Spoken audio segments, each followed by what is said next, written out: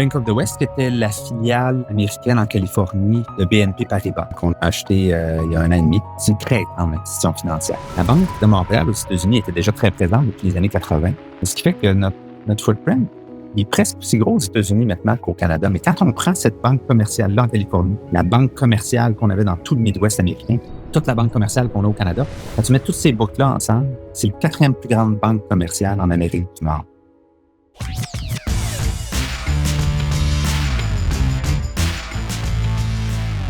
Grégoire Baillargeon, vous êtes le président de BMO Groupe financier pour le Québec et vice-président du conseil de BMO Marché des capitaux depuis le 1er novembre 2022. Avec plus de 200 ans d'histoire au Québec, la Banque de Montréal est la 4e plus grande banque en Amérique du Nord, employant environ 5000 personnes dans la province. Sous votre direction et celle de d'autres leaders, BMO a connu une expansion significative, notamment grâce à de nombreuses acquisitions stratégiques aux États-Unis et également un engagement constant vers l'innovation technologique. On va en parler d'ailleurs aujourd'hui. L'entreprise offre une panoplie de solutions financières allant des services bancaires aux particuliers et aux entreprises à la gestion de patrimoine et au marché des capitaux. Grégoire, merci beaucoup d'être sur le podcast Hypercroissance aujourd'hui. Bonjour Antoine, merci de m'accueillir. C'est vraiment un plaisir. Et peut-être, Grégoire, avant d'analyser ton histoire, ce qu'on aime beaucoup faire sur le podcast, c'est bien entendu l'évolution et la croissance de BMO. Peut-être tu pourrais expliquer un petit peu à notre audience ce qui différencie, ce qui distingue BMO des autres grandes banques qu'on peut connaître sur le marché en général? Ben oui, absolument. On a tous des distinctions, évidemment. Je pense qu'il y a 2 grands volets à ça. Le premier, c'est la culture de BMO, la raison d'être. Il y a beaucoup d'organisations dans le monde qui essaient d'être des, on appelle souvent en anglais des purpose-driven organizations, être dirigé par une raison d'être, être très clair sur les raisons pour lesquelles on est là. Chez BMO, la raison d'être, c'est de faire une différence dans la vie comme en affaires. Donc, avoir le cran de faire cette différence-là dans la vie comme en affaires, ce que ça veut dire, c'est qu'une banque, évidemment, que c'est là pour ses clients pour aider à financer des ambitions, à être un moteur pour l'économie, mais c'est aussi un joueur tellement important dans les communautés où on est. Parce que ça veut dire, c'est qu'il faut en faire partie de façon intégrale, en collaborant à l'ensemble des besoins de la communauté, s'impliquer avec impact pour s'assurer qu'on a des communautés fortes et résilientes. Alors ça fait vraiment partie de notre ADN. On est là depuis 200 ans dans ces communautés-là et on cherche évidemment à avoir un impact beaucoup plus large que simplement la finance. Ça, c'est le premier élément. Donc, une banque très humaine. Le deuxième élément, c'est qu'on est une banque que j'appelle globale et locale. Pour les gens au Québec, la Banque de Montréal, ils pensent évidemment à une banque qui a été fondée ici, qui a nécessairement un caractère local. Et ça, ce caractère-là, il est là depuis 200 ans, il ne changera jamais. C'est nos racines, le siège social légal de la banque est encore ici. On a des racines très, très profondes auprès des bâtisseurs de cette province-ci. Et donc, la banque demeure locale. Les décisions dans chacune des lignes d'affaires sont prises localement. Mais elle est globale en ce sens qu'elle est rendue pleinement nord-américaine avec des tentacules vers l'Europe et l'Asie. Et nord-américaine parce qu'elle est aussi grosse aux États-Unis qu'au Canada. La banque est vaste. Alors, pour un joueur, un client qui a des besoins transfrontaliers, et la plupart des clients au Québec ont des besoins transfrontaliers, la Banque de Montréal est une banque qui se différencie beaucoup des autres parce qu'on est effectivement et local et global. Et c'est le paradoxe un peu peut-être parce qu'il y a des gens qui doivent ne pas le savoir à cause peut-être du nom, mais vous êtes, comme tu l'as mentionné, présent dans plusieurs endroits géographiques. D'ailleurs, vous avez fait des initiatives stratégiques dans les derniers mois qu'on aura la chance d'aborder un petit peu ensemble aujourd'hui. Mais bon, Grégoire, j'aime toujours commencer un peu en analysant le parcours de notre invité. Vous rejoignez, je pense, BMO en 2004. Mais avant toute chose, vous avez été dans le domaine juridique, vous avez été avocat à Montréal, je pense également que vous l'avez été un petit peu aux États-Unis, à New York. Peut-être que tu peux nous parler du début de ta carrière. C'était quoi tes ambitions au départ? Où est-ce que tu voulais aller dans la vie spécifiquement reliée à ta carrière professionnelle? C'est intéressant, mais j'ai toujours été passionné par nombre de sujets. Puis, si j'avais simplement suivi ma passion au secondaire, au cégep, je serais parti en informatique. Je suis un gars qui aimait l'informatique. C'est un créatif. C'était un peu paradoxal que je m'en aille en droit. Mais j'avais une autre passion qui était le monde des affaires. J'avais toujours des idées. J'aurais voulu être entrepreneur. J'avais cette passion-là pour les modèles d'affaires, essayer de comprendre les besoins des gens et essayer de développer des idées. Et donc, je m'en allais en affaires quand soudainement j'ai été accepté en droit et les gens m'ont dit que c'était un bon background. Alors, je suis parti en droit. J'ai étudié en droit à l'Université McGill. J'ai fait le barreau au Québec, à New York et au Massachusetts, simplement pour ouvrir des options. Puis, j'ai eu le privilège non seulement d'avoir des offres d'emploi à Montréal, mais aussi d'avoir l'occasion d'aller travailler à New York en début de carrière. Alors, j'ai réussi à combiner les deux et compléter le barreau dans ces juridictions-là. Et donc, le droit, ça a été une école absolument Hein. extraordinaire pour comprendre essentiellement les fondements du système. C'est une chose d'avoir des bonnes idées pour partir en affaires, mais si on ne comprend pas les règles qui encadrent tout ça, ben on peut se buter à des murs constamment. Et donc, ça a été extraordinaire. Ça a été extraordinaire aussi pour l'apprentissage de la façon de penser, de structurer des idées, de structurer des arguments, de savoir comment bien comprendre les faits et les remettre en valeur par la suite. Donc, une excellente école. Cela dit, c'est les affaires qui m'intéressaient. Donc, non seulement je me suis rapproché des transactions financières à travers mon temps en droit, à travers évidemment des transactions de compagnies publiques qui étaient cotées en bourse, des fusions-acquisitions, le financement de compagnies de croissance, le financement obligataire. Mais après quelques années, j'ai réalisé que c'est vraiment la finance que je voulais faire. Et donc, j'ai Hein. complété le CFA par moi-même, sans retourner sur les bancs d'école. J'ai complété les 3 examens du CFA. Puis, quand j'ai cogné à la porte des banquiers d'investissement, comme la BMO, qui était peut-être la meilleure investment bank là, ici à Montréal, et il y a quelques autres, la plupart m'ont dit, ben, on t'a vu travailler, on sait ton intensité, on voit que tu as une tête de finance parce que tu as fait le CFA. Joins-toi à nous, tu n'as pas besoin d'aller faire un MBA. Tu peux te joindre à nos équipes puis apprendre sur le tas. Alors, c'est ce que j'ai fait. Je me suis joint donc à la banque il y a 20 ans en Ouais. investment banking, sur les manches pour apprendre un nouveau métier. Puis, ben, ça somme toute bien été. C'est un beau gage de confiance, hein, de vous engager directement puis pas demander plus que ça, pas demander de MBA directement. Et bon, on va analyser un petit peu ton parcours. Donc, tu rentres par la suite chez BMO, comme tu l'as mentionné, il y a 20 ans de cela, donc en 2004. Tu gravis beaucoup d'échelons. Tu deviens président du groupe financier, je pense, pour le Québec. Peut-être tu peux nous parler un petit peu des différents paliers que tu as été capable de gravir à l'intérieur même de l'organisation.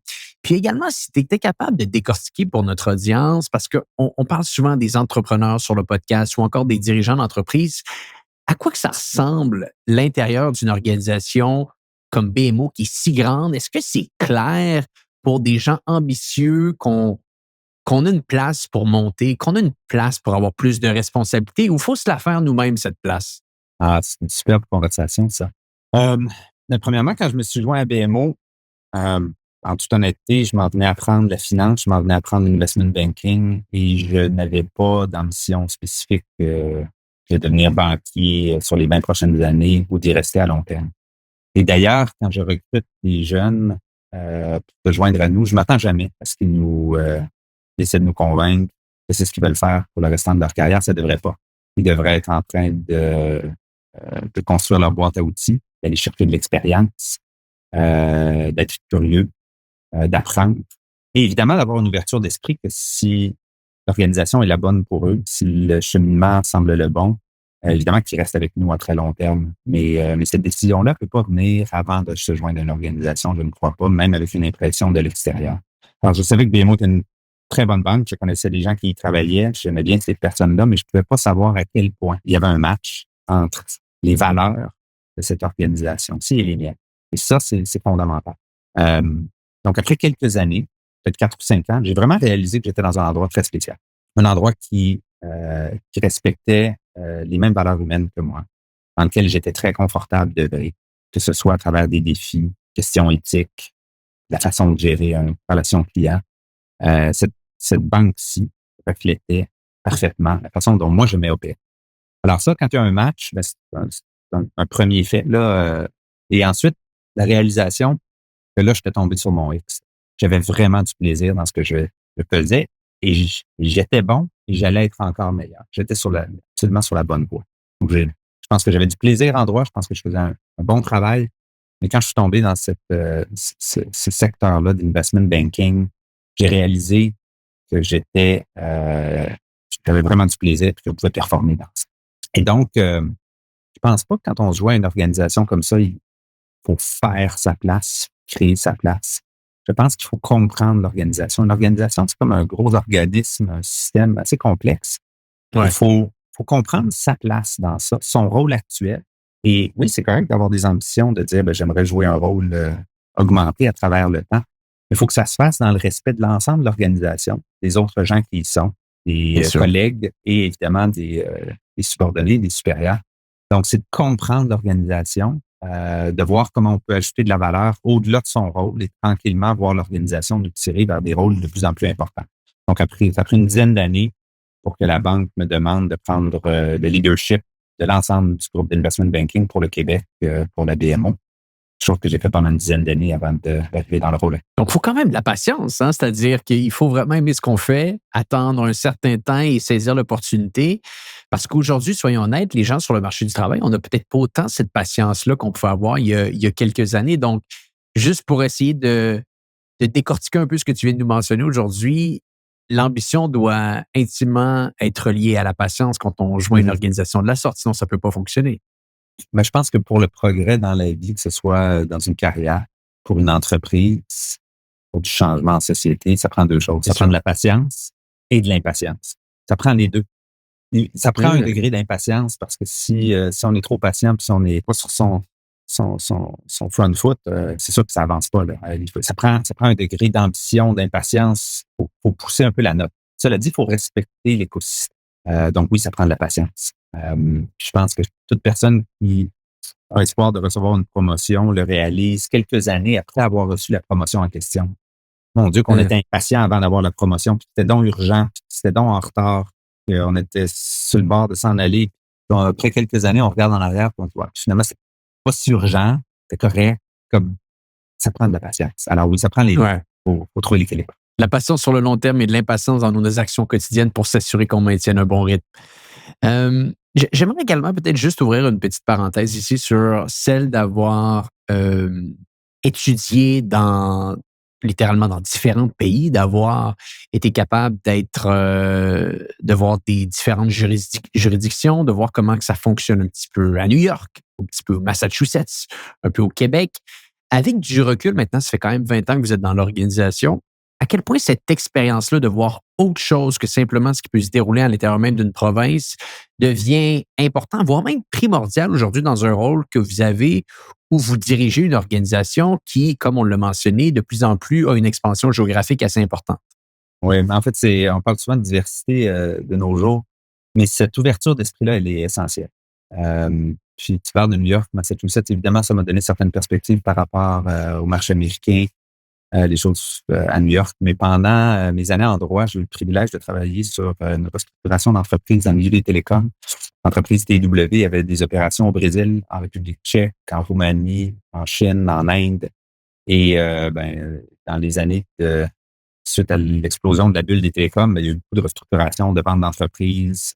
Et donc, une de mes missions a été de voyager dans tous ces pays-là pour essentiellement faire du ménage dans ça. Et d'interagir avec le cadre légal au Brésil, en Inde. J'ai passé des semaines et des semaines là-bas, là, à négocier des ententes avec une culture qui est bien différente. Une culture de négociation qui est différente. Une Bien sûr. culture de documentation des décisions qui est différente. Et un respect des décisions prises et des ententes différentes aussi. Alors, de comprendre ces cultures-là, évidemment, est très enrichissant. Puis de- ça permet d'œuvrer de façon plus confortable dans un rôle de leadership plus tard. Parce qu'on arrive à réaliser que tout n'est pas seulement pas noir ou blanc, là, mais le degré des nuances puis des perspectives peuvent être complètement dans un angle mort pour un leader. Alors, vraiment, de passer du temps comme ça dans des juridictions autres, très enrichissant. Puis c'est quoi la plus grande différence qu'on peut voir, disons, si on termine un peu cette parenthèse ici entre ce qui se déroule au Québec et peut-être au sud de la frontière? Est-ce qu'il y a on parlait d'impatience, est-ce qu'il y a une rapidité, une impatience encore plus approfondie qu'on pourrait dire dans les différents États qu'on a mentionnés plus tôt pour faire avancer les choses, pour vouloir encore plus de croissance? Est-ce que les affaires sont sensiblement les mêmes? Quel degré de comparaison on pourrait donner? C'est sûr qu'il y a des aspects culturels, certains pourraient mentionner politiques, mais je pense qu'ils sont culturels. Tu sais, nos modèles sociaux sont différents. Il faut être conscient qu'au Ouais. Québec, on a un modèle social avec lequel je pense que la plupart des Québécois ou tous les Québécois sont sont très heureux, là. C'est-à-dire, on a le concept de redistribution de richesse et de prendre soin de l'aspect social, de l'aspect communautaire, de notre éducation, de la santé. Et pour nous, c'est des acquis qui sont absolument essentiels. Et donc, ça vient avec des paramètres où, euh, où la profitabilité des entreprises, où l'intérêt pur d'une entreprise est peut-être beaucoup plus nuancé et c'est correct, c'est ce qu'on cherche. On arrive dans certaines juridictions américaines, dans certains États américains. Et cette différence culturelle-là, elle paraît jusque dans l'opération des entreprises, c'est-à-dire que il y a moins de filet social. Donc, il y a une espèce d'intérêt un peu plus, moi en anglais, le self-centered. Il y a un aspect un petit peu sûr. plus. Et donc, c'est sûr qu'il y a des paramètres qui sont différents. Il faut que toute entreprise qui est transfrontalière, qui agit dans différents États, qui agit à différents endroits, se module en fonction des communautés où elle est. On ne peut pas imposer une culture. Alors, c'est important. Puis c'est vrai pour une société américaine qui vient s'établir ici, qui doit comprendre l'enjeu de la langue, l'enjeu culturel, l'enjeu historique, la façon dont on œuvre, la façon dont on se comporte en communauté, la responsabilité sociale de l'entreprise. Ça fait partie du mix. Alors, c'est vrai de part et d'autre, évidemment. Intéressant. Grégoire, j'aimerais bifurquer un peu et parler de BMO. Donc, on l'a mentionné un petit peu plus tôt, 200 ans en affaires. Je ne pense pas qu'on ait eu des entreprises sur le podcast qui ont autant d'historique. Donc, c'est assez exceptionnel de voir l'évolution d'une organisation. Et là, s'installe souvent des avantages. Je pense qu'il y a énormément d'avantages pour une organisation d'avoir autant de longévité, autant d'historique. C'est-à-dire qu'on a été capable de bâtir des fondations, des acquis qui nous permettent d'être une organisation pérenne à travers le temps. Mais d'un autre côté également, il peut y avoir des inconvénients qui font en sorte qu'à un certain point, c'est plus difficile de faire bouger les choses parce que c'est tellement ancré dans une fondation depuis longtemps que quand on a des innovations à faire, qu'on a de la croissance à aller chercher, peut-être est-ce plus compliqué.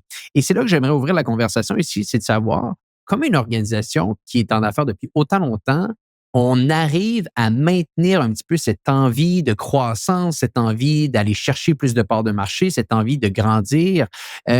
Comment que ça s'installe dans une organisation comme la BMO? Comment qu'on maintient cette envie de croissance? En fait, c'est intéressant.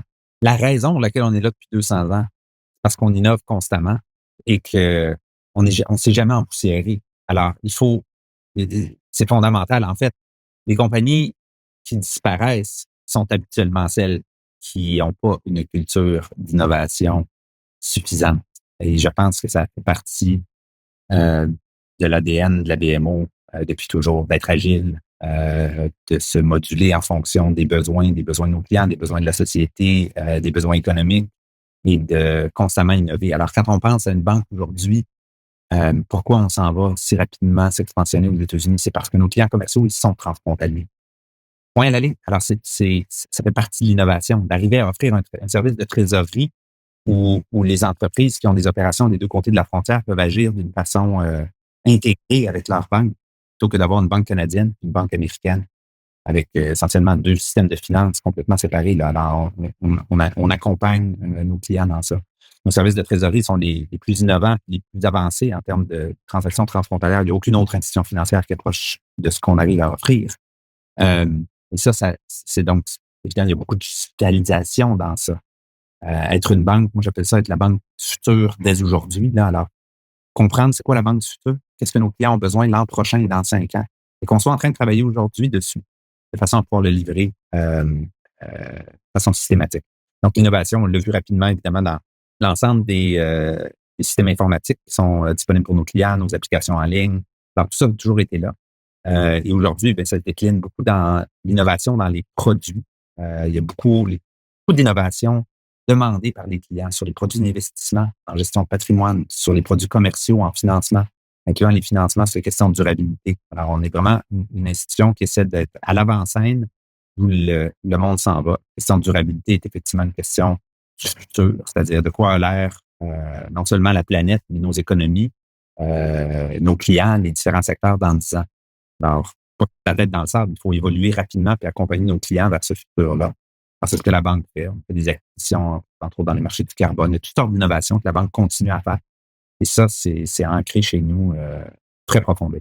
Donc, c'est une question de culture et de valeur Et après, c'est le rôle du dirigeant, j'imagine, de les maintenir, ces valeurs-là, et de les maintenir, plutôt de la maintenir, cette culture. Tu as parlé d'acquisition, Grégoire. Parlons-en un peu. Vous avez fait l'achat de Bank of the West. Mhm. Euh, Ça semble être une stratégie importante pour vous, les acquisitions, pour rester un petit peu cette organisation transfrontalière. Peut-être tu peux nous parler un petit peu des réflexions que vous avez derrière une acquisition. Peut-être même tu peux décortiquer pour notre audience celle de Bank of the West. Ben oui, absolument. Bank of the West, qui était la filiale américaine en Californie de BNP Paribas, qu'on a acheté il y a un an et demi. Bank of the West, c'est à peu près 8000 employés. C'est une des très grandes Wow! banques de la Californie. Alors, en employés, là, on est plus gros en Californie qu'on l'est au Qu'au Québec. Québec, Là. là. C'est, Ben oui. alors, il faut que les gens pensent à la Banque de Montréal là, de façon complètement différente. Premièrement, la Banque de Montréal, c'est 50 000 employés. On en a 5 000 au Québec. Mais c'est une très grande institution financière. Et avec Bank of the West, c'était avant tout une banque commerciale. Alors oui, c'est une banque aux particuliers, qui est au coin de toutes les rues. Tout est rebrandé là-bas, là, ça s'appelle BMO partout. Là. Alors, au coin de chaque rue, puis le stade de soccer s'appelle BMO, puis on a rebrandé toute l'affaire. Cela dit, c'est une banque commerciale. La Banque de Montréal aux États-Unis était déjà très présente depuis les années 80. On avait acheté la banque Harris, ensuite la banque M&I, puis on avait continué à grandir. Très, très fort dans le Midwest. Alors, le Midwest, là, BMO était partout. Ça aussi, ça a été complètement rebrandé à BMO. Alors, ceux qui connaissent Harris, là, maintenant, ça s'appelle BMO partout, comme au Canada. Et là, on a rajouté, entre autres, la Californie, mais évidemment, des licences pour opérer dans tous les États. Mais ce qui fait que notre footprint, il est presque aussi gros aux États-Unis maintenant qu'au Canada. Mais quand on prend cette banque commerciale-là en Californie, la banque commerciale qu'on avait dans tout le Midwest américain, qui est vraiment un gros secteur commercial, toute la banque commerciale qu'on a au Canada, c'est la Banque de Montréal, c'est avant tout une banque commerciale. Quand tu mets toutes ces boucles-là ensemble, c'est le 4e plus grande banque commerciale en Amérique du Nord. Pas derrière d'autres Canadiennes, là. Derrière les JP Morgan, les Citi, les Wells, etc. Wow! C'est la BMO. Alors, les clients commerciaux au Québec se doivent de penser à la BMO comme la solution transfrontalière. Pas besoin d'avoir 2 types de relations, des conversations compliquées avec le banquier américain et le banquier canadien. Une seule banque, un seul service de trésorerie, de façon complètement intégrée, comme eux font fonctionner leurs affaires dans leur entreprise. Alors, vraiment, ça fait partie de la vision. Puis c'était un beau move là, de la part de la BMO qui va continuer. Là, évidemment, ça amène de potentiel. Est-ce que vous n'arrivez pas à un point où, quand on veut faire de l'expansion de la sorte, je ne sais même pas si on peut appeler ça de l'expansion maintenant, sachant que votre empreinte est encore plus profonde dans un marché comme les États-Unis, donc c'est simplement de continuer notre croissance. C'est simplement essentiel de le faire par des acquisitions parce que je me pose la question ici dans un contexte BMO veut s'installer dans un nouveau marché. Ça m'a l'air d'être un marché assez complexe.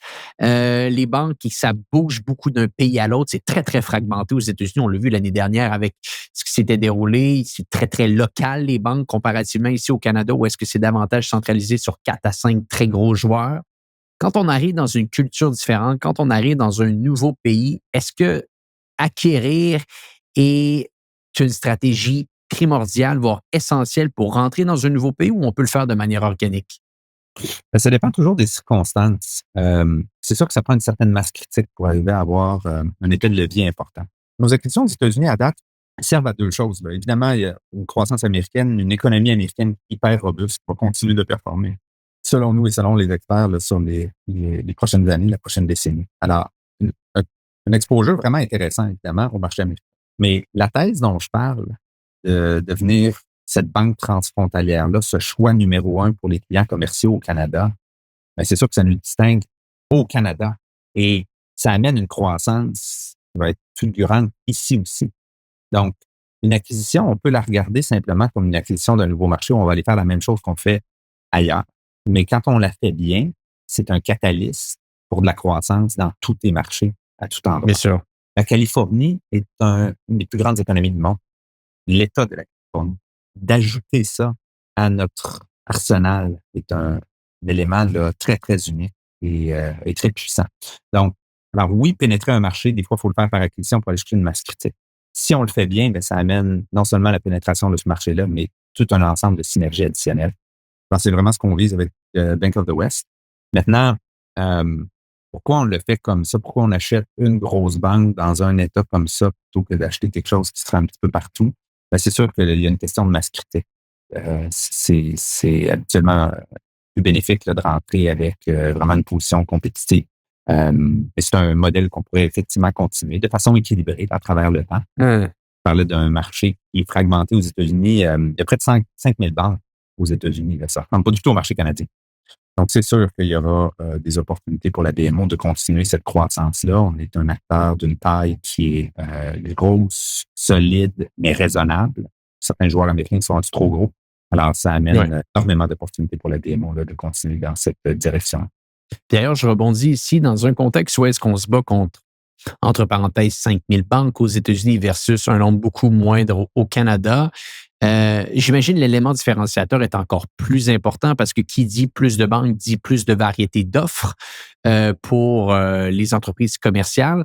On a bien compris, je pense, le positionnement au Canada. Puis pour les gens qui ne connaissaient pas cet avantage assez important de BMO, je pense qu'on va le redire, le fait d'être transfrontalier, ça donne un avantage assez exceptionnel, beaucoup de rapidité, de levier, etc. Aux États-Unis, quel est cet élément de différenciation-là qu'on est capable d'offrir à la population versus, comme je l'ai mentionné, ces 5 000 autres banques? 5 000 banques, c'est pas 5 000 banques qui offrent l'ensemble des services financiers à tous les genres, des particuliers au commercial, au marché des capitaux, sur l'ensemble des solutions de marché des capitaux, sur les devises, les taux, et ainsi de suite. Là. Alors, l'arsenal de solutions est une différenciation. Alors, on est d'une taille bien plus importante que ces 5 000 banques-là. La Banque de Montréal est rendue une des grandes banques là, d'un point de vue américain. Et donc, ça, c'est un thème de différenciation. Être Canadien, c'est un grand avantage.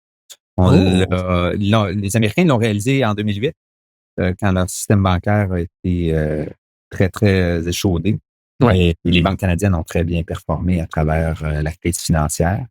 Ils en ont revu un épisode, évidemment, l'an dernier là, avec ce qui s'est passé chez Silicon Valley Bank et d'autres.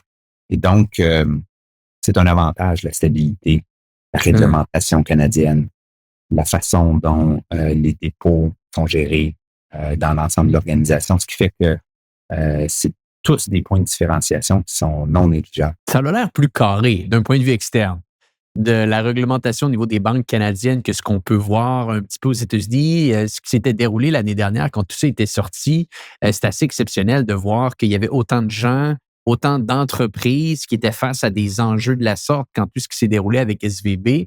Est-ce que c'est simplement un point de vue externe ou il y a peut-être des réglementations beaucoup plus non, il y a de la strictes? réglementation très stricte. Il faut être conscient, c'est évidemment plus complexe de réglementer un marché de 5 000 institutions financières versus un marché comme le marché canadien où essentiellement, c'était le régulateur, tu peux rassembler l'ensemble des institutions importantes dans une salle et avoir une conversation. Là. Alors, c'est un autre monde, mais la réglementation, elle est solide, malgré ce que les gens peuvent penser, sévère. On le voit chez certains de nos compétiteurs en ce moment qui subissent certaines de cette sévérité-là. Et justifié, parce qu'effectivement, c'est les fondements de l'économie, c'est une importance capitale et il y a lieu que la réglementation soit solide. On fait une petite pause sur le podcast en cours parce que je veux vous parler d'un partenaire du podcast Hypercroissance et j'ai nommé Hello Darwin. Pour les gens qui ne connaissent pas Hello Darwin, on parle ici d'une organisation qui est capable de vous accompagner de A à Z pour vous aider à trouver des subventions pour votre organisation. Et ça, c'est donc important parce qu'il y a tellement d'organisations au Québec qui recherchent des prêts pour leur entreprise, mais qui ne sont pas au courant du nombre de subventions données par le gouvernement canadien. C'est assez impressionnant, tout l'argent qu'il y a sur la table, mais que nous, en tant qu'entrepreneurs, on est trop paresseux et on ne va pas chercher. Et c'est là que Hello Darwin rentre en compte. Hello Darwin fait pour vous de A à Z toutes les démarches pour aller chercher les subventions pour votre organisation. Et aujourd'hui, je veux vous parler d'une subvention qui s'appelle le C3I. Donc, le C3I, qu'est-ce que c'est? C'est un crédit qui peut permettre aux organisations d'obtenir de 15 jusqu'à 25 de crédit sur de l'achat de fabrication pour de la machinerie ou également des investissements si on veut refaire, par exemple, notre logiciel de gestion, notre ERP. Eh bien, ici, cette subvention, la subvention C3I, est capable de vous donner un crédit, je le répète, de 15 jusqu'à 25 de tous les coûts engendrés pour la fabrication de machinerie ou encore pour aller installer et acheter un nouveau logiciel de gestion pour votre organisation. Si vous aimeriez avoir accès à cette subvention-là, si vous aimeriez que l'équipe de Hello Darwin fasse tout de A à Z pour vous et que vous, par la suite, vous soyez capable de récolter cette subvention, rendez-vous au go.hellodarwin.com/hypercroissance. Donc, je le répète, go.hellodarwin.com/hypercroissance. Il y aura un lien également dans les notes de l'épisode. Remplissez le formulaire, parlez avec l'équipe de Hello Darwin et allez chercher l'argent qui vous revient. C'est de l'argent que vous êtes capable d'obtenir pour votre organisation. Et en plus de pouvoir parler avec l'équipe de Hello Darwin, vous pouvez également assister à leurs différents webinaires qu'ils font chaque mois. Il y aura également un lien dans les notes de l'épisode. Les webinaires portent, bien entendu, sur les subventions. De retour à l'épisode en cours.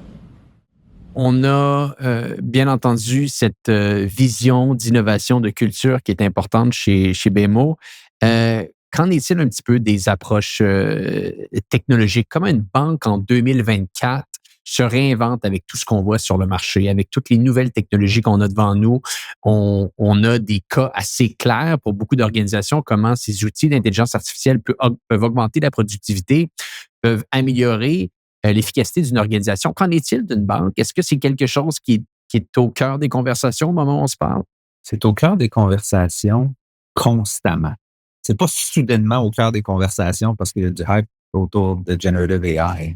C'est pas comme si on s'est réveillé en disant « Oh mon Dieu, il faudrait focuser sur la technologie. » La technologie est trop centre de notre culture. Elle fait partie d'un des piliers stratégiques. On parlait de la banque du futur tantôt, là, être future ready, là, c'est au cœur de la banque. Alors, on a toujours eu des équipes absolument extraordinaires, tant du côté IT interne que la façon dont on gère les stratégies d'innovation, qu'est-ce qui se fait, la vie stratégique, qu'est-ce qui se fait. Donc, ça a toujours été très en place. La question d'intelligence artificielle, à toutes sortes d'égards, c'est déjà utilisé. Là. On l'utilisait déjà avant qu'on ait des large language models qui soient partout utilisés dans le public. Qu'est-ce que ça veut dire l'utiliser? Ça veut dire beaucoup de choses. Ça veut dire, évidemment, arriver à utiliser ces choses-là pour offrir un meilleur service aux clients. S'assurer que si, dans la multitude de produits qu'on offre, il y a des solutions pour eux à une problématique, que l'individu, chez nous, traite avec ce client-là, soit en mesure d'identifier les solutions disponibles et de les offrir. S'assurer que ces solutions-là, la façon dont on gère les dossiers, là où on utilise la technologie, que c'est fait avec une éthique impeccable. Les questions d'éthique en intelligence artificielle, c'est au centre de ce qu'on fait depuis déjà très longtemps. Il faut s'assurer qu'on ne met pas des outils qui facilitent la prise de décision, qui ont des biais à l'interne. Là. Alors, on a toujours travaillé ça. Il n'y a rien de nouveau dans ça. Il y a une accélération de certaines choses. Alors, c'est sûr qu'on est pour être capable de gérer ça. La question de l'intelligence artificielle générative peut être utilisée à différents égards.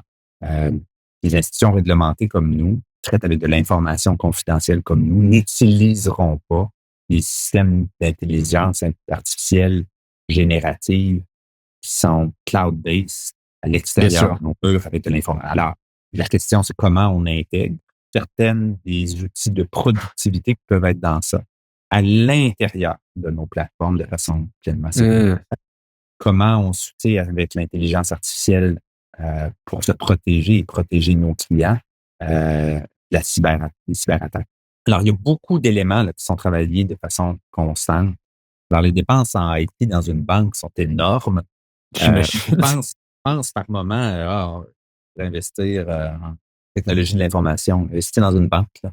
Une banque, c'est des technologies de l'information. Là, on n'est pas en train de compter des liasses d'argent derrière les comptoirs. Là. C'est avant tout des systèmes informatiques très résilients, très solides. Et à la banque, on fait ça de façon absolument impeccable. Et oui, on regarde évidemment tout ce qui s'en vient dans le futur sur l'intelligence artificielle avec beaucoup de curiosité, mais beaucoup de prudence. Et peut-être ça m'amène à une question ici. On a parlé d'acquisition pour aller chercher plus de parts de marché, avoir un effet un petit peu multiplicatif sur la croissance qu'on peut avoir quand on fait des acquisitions de banques, littéralement, donc pour grossir nos parts de marché. Est-ce que c'est déjà arrivé, peut-être même c'est dans les réflexions, de faire des acquisitions de joueurs technologiques juste pour augmenter la sophistication qu'on peut avoir en interne? Est-ce que c'est dans les plans? Est-ce que c'est quelque chose qui est discuté? Absolument. C'est quelque chose qui est discuté et fait. Donc, on a fait des acquisitions de ce genre-là, entre autres dans les plateformes de marché des capitaux. C'est des marchés qui se développent très vite, évidemment. Les transactions sur les titres, sur les commodités, sur les dérivés. Et on a fait des acquisitions là, dans la dernière décennie de plateformes qui avaient des solutions technologiques avancées. Et aujourd'hui, ces plateformes-là font partie intégrante de notre offre de solutions. Pourquoi? Parce que l'alternative, c'est de le développer par toi-même. Quand tu as un leader de marché qui s'est développé et qui a une opportunité de l'acheter. Alors, on a une vigie comme ça de beaucoup de compagnies de fintech parce que pour nous, la question de disruption, la question de technologie qui viennent effectivement là, amener un bris là, dans la façon de faire les affaires dans le passé, c'est pas une menace, c'est des opportunités, mais il faut s'assurer d'être parmi les premiers à bouger sur ces choses-là. On ne va pas empêcher l'innovation de venir. Alors, si on pense au crypto, au blockchain, toutes ces questions-là, les banques vont s'assurer que ces technologies-là sont amenées de façon à optimiser et rendre plus efficace le système bancaire, le système financier. Si on considère que certaines de ces technologies-là vont mettre à risque nos clients, ben c'est sûr que celles-là, on ne va pas nous les adopter, puis ils peuvent peut-être opérer en parallèle. Mais c'est sûr que quand on voit des technologies qui seront utiles, qui seront disruptives, mais les bonnes pour le futur, on s'assure de bouger rapidement et de faire ces acquisitions-là. Puis on pourra parler de l'acquisition de la firme Radical dans les marchés du carbone. On a acheté une firme centaines de personnes là, qui œuvrent tous les jours dans les marchés du carbone. Et beaucoup de banques qui disaient, pourquoi vous faites ça? Le marché du carbone, c'est polarisant. Blablabla. Le carbone est une des ressources qu'il va falloir gérer, c'est sûr. Ben oui. Budget carbone sur la planète, il y a des limites à ce qu'on peut faire. Donc, ces marchés-là, ils existeront sous une forme ou une autre. Et on va s'assurer de bouger assez rapidement pour être un expert à mesure que ces marchés-là grandissent. C'est comme ça qu'on est un leader dans l'avenir par la suite. On ne peut pas se réveiller trop tard puis décider que c'est important. Là. Alors, c'est un autre exemple. On est toujours en mode innovation. Exceptionnel.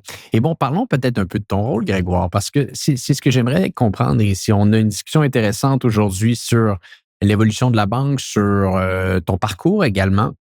Et le rôle d'un dirigeant peut varier très souvent selon son niveau d'expertise, selon son envie, selon l'endroit qui peut faire une différence dans l'organisation. On a une discussion très business aujourd'hui. Est-ce que c'est dans ce rôle-là que tu t'intègres davantage? Est-ce que tu t'intègres davantage dans les réflexions stratégiques pour les acquisitions, pour l'expansion, davantage dans les opérations internes, davantage dans l'innovation, un peu de tout ça? Je suis convaincu qu'il y a des gens, des entrepreneurs qui nous écoutent aujourd'hui, qui aspirent à gérer, diriger des plus grandes organisations, qui se posent la question, qu'est-ce qu'un dirigeant d'une entreprise comme BMO fait quotidiennement? C'est une question dans laquelle je pourrais partir dans plein de directions. Mais mon rôle, c'est d'être président pour la Banque au Québec. Donc, on a nos racines depuis 200 ans. Des rôles géographiques comme ça, on n'a pas ça dans toutes les géographies à travers le Canada et les États-Unis. Pourquoi? Parce que la banque, elle est née ici. Et elle prend ça très au sérieux. Tous les exécutifs de la banque, qu'ils soient à San Francisco, à Toronto, à Chicago, à Calgary ou à Montréal, tous ces gens-là considèrent que là où on est né va demeurer important. On aura des fondations ici qui sont solides. Alors, mon rôle, c'est de m'assurer qu'ici au Québec, évidemment, on s'aligne avec l'ensemble de la vision de l'organisation, mais aussi de s'assurer que l'organisation agit ici avec une lentille qui est propre au Québec, qui prend des décisions sur les prêts qu'on fait, sur les décisions sur les relations clients de façon locale pour que l'aspect culturel, l'aspect différent du Québec soit bien pris en compte. Mon rôle, c'est d'intégrer l'ensemble de ce que la BMO fait dans une lentille québécoise pour s'assurer qu'on le lit de la bonne façon. Alors, comment ça se décline? Mais ça se décline sur des aspects de stratégie, évidemment. Ça se décline sur des aspects de leadership. Alors, on a 5000 employés ici. De mobiliser cette force-là de façon à ce qu'elle livre, que la BMO cherche à livrer, avec cette lentille spécifique-là. Avoir une représentation forte. Le marché du Québec, c'est très serré. Et on tient à en faire partie de façon intégrale. C'est très difficile de faire ça de l'extérieur. Donc c'est l'ensemble de mon rôle.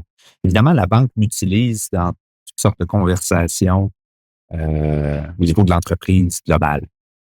Et donc, c'est une autre partie de mon rôle qui est en livrant. Mais quand on parlait à un moment donné de patience, d'impatience et tout ça, il faut toujours comprendre l'organisme dans lequel on travaille. Là. C'est comme une Ouais. bébite vivante. Et donc, j'ai des multitudes de collègues qui ont non seulement une valeur ajoutée extraordinaire, des points de vue spécifiques, des responsabilités définies, et tout ça doit tout cadrer ensemble. On se dit souvent aux jeunes, à nos enfants, apprendre à travailler en équipe. Travailler en équipe, c'est essentiel. Là. Il n'y a pas personne qui peut avoir un agenda personnel dans ça si on veut que ça fonctionne. Donc, c'est vraiment de comprendre quel est notre rôle respectif, de livrer ça pour l'organisation, de rajouter de la valeur là où on peut en avoir sans piler sur les pieds, partager des perspectives, respecter celles des autres, écouter beaucoup. Donc c'est ça. Mais le rôle du dirigeant, c'est ça. Moi, je pense qu'on a tous, comme humains, à travailler sur l'écoute. Le rôle du dirigeant, c'est probablement beaucoup plus d'écouter que ce qu'on fait tous comme dirigeant. Je me mets là-dedans. Parce que c'est comprendre nos équipes, comprendre nos clients, comprendre l'écosystème, comprendre notre entreprise, comprendre nos collègues. Puis une fois qu'on a ça, c'est là où on peut vraiment catalyser ce qu'on voit de façon plus traditionnellement comme le rôle du dirigeant et d'arriver à faire performer l'organisation. Puis qu'est-ce que le dirigeant Grégoire Baillargeon aujourd'hui dirait au jeune Grégoire d'il y a 20 ans? C'est quoi les meilleurs conseils qu'on donnerait à des gens qui aspirent des rôles de plus d'importance, qui veulent gravir les échelons, qui n'ont pas peur de travailler fort pour atteindre leurs plus grands objectifs? Avec du recul, avec de l'expérience aujourd'hui, c'est quoi les meilleures leçons que vous en tirez de tout ça? La chose à développer le plus, c'est la compréhension des gens. Hum. Que la seule façon de performer, c'est de réaliser que ce n'est pas à propos de soi-même. It's not about you. C'est à propos des gens autour de nous, de l'organisation pour laquelle on travaille, des intérêts de cette organisation-là. Si on prend soin des gens qui sont autour de nous, si on comprend ce qui les fait fonctionner optimalement, tout le monde est différent, ce qui les garde mobilisés, ce qui les garde engagés dans l'organisation, c'est là où on arrive à atteindre des sommets beaucoup plus élevés comme équipe. Un dirigeant qui pense à son succès n'arrivera jamais à ça. Alors, les jeunes, prenez le temps de comprendre les gens autour de vous. Cette intelligence émotionnelle-là est d'une très grande importance. C'est probablement ce qui est le plus important dans ce cheminement. Intéressant. Bon, peut-être pour terminer, des petites questions personnelles. J'aime toujours savoir ce que mes invités lisent comme livres d'affaires, des lectures qui ont pu vous inspirer. Est-ce qu'on aurait des livres à partager avec notre audience aujourd'hui? Ah ben oui, mais moi, ma grande passion, c'est la question climatique, les questions de durabilité. J'ai lu des cinquantaines de livres là-dessus. Et donc, probablement que ça commence toujours par le livre de Bill Gates, là, qui est le How to Avoid a Climate Disaster. Mais c'est un peu le table stakes, là. Mais peut-être un des livres que j'ai trouvé le plus intéressant cette année, c'est le livre de Hannah Ritchie, Not the End of the World, How We Can Be the First Sustainable Generation.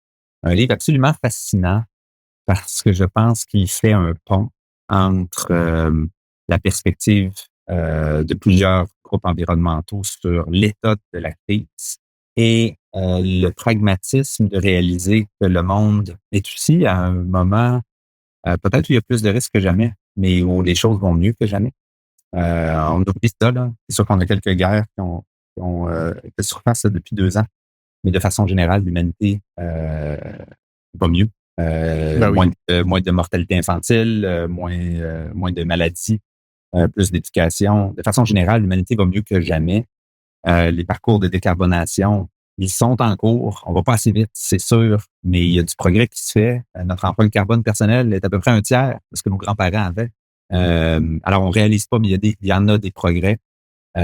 Et on s'approche d'une courbe exponentielle, je pense, où on va arriver à avancer de façon beaucoup plus rapide sur les enjeux climatiques.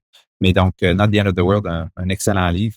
Et je peux faire des recommandations très longtemps, mais certainement, ces deux-là sont essentiels. Puis si on parle de durabilité, est-ce que peut-être qu'il y a des podcasts, des enregistrements que vous aimez beaucoup suivre par rapport à ce sujet-là ou peut-être par rapport à d'autres sujets? Certainement, j'aime beaucoup l'innovation technologique. Là, donc, un de mes préférés, Catalyst, avec Shale Khan, qui est un investisseur de Growth Capital en Californie.